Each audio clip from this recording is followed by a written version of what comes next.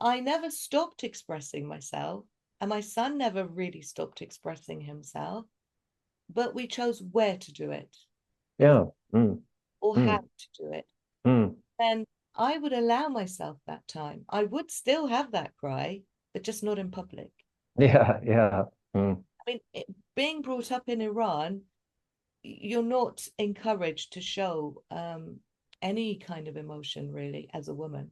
Any. It doesn't matter who you mm, are, even if you're normal, mm, even if you're normal, even if you fit in, they expect women to have their head down.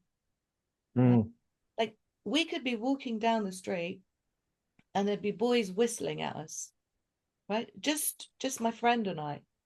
And this was acceptable. Like we weren't even allowed to turn around and say, like, do you think that's right? Or just acknowledge this has happened.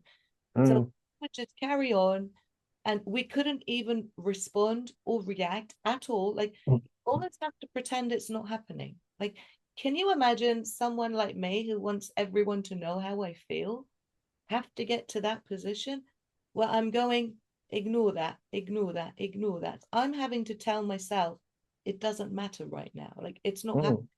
Yeah. It's like Mm, I'm in denial. Get it? mm, mm, mm, Come home. Then I would write in my diary. Then I would have a little cry. Yeah. mm, But it was like where you do it. And I think what we do is we talk about rehearsals now. Okay. So yes, this is a trigger. I'm triggering right now.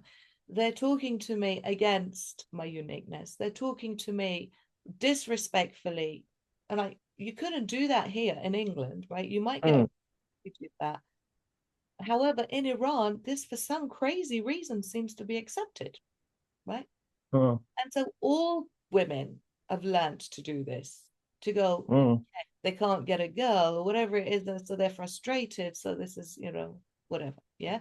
Because it wasn't like they were even looking at us. It was just our back. And we were all mm, fairly kind of the same. We're all fairly slim. We're all wearing the same kind of clothes. So it's mm, not like we were even anything special or standing out. It was just they thought they had permission to do this. So they did it. mm, They mm, mm, given that upper hand. So we talk about triggers. How do you handle a trigger? mm, First, we have to identify it's a trigger. Okay? mm, And then we have to acknowledge, okay, this is not right. Whether you feel an other, whether it's a something happening to you that's like disrespectful, even, okay, mm, it's hurtful. This is, I'm not mm, happy about this situation. Can I do anything about it right now? Probably not. mm. Right? What would have happened if I turned around to those boys and like started screaming and shouting at them? Yeah, yeah. Mm, Completely ostracized. Yeah. My father would have become talk of the town, right? He would have had a go at me. Then he would have probably told me I'm not even allowed to go out. I would have had a mm, consequences as around to even turning around and having word spreads, right? So you're like, well, I want to go out. So how can I, perform so that I am? mm. And so triggers are a big one as part of the solution that we And offer. and it's about noticing as well. It's about, like these words I've got here, they sum up basically my whole journey, basically that I've just described. But this goes back to what you just described there. It's about noticing Yeah, and allowing yourself to accept, yeah, okay, here's something. And this goes back to Susan David's work, which I love, is emotional agility. Like it's exactly what you said there. It's noticing and honoring that and almost welcoming that. This is really, really important information, which I shoved away and suppressed. So I love what you're saying. Yeah, because it is the beginning point.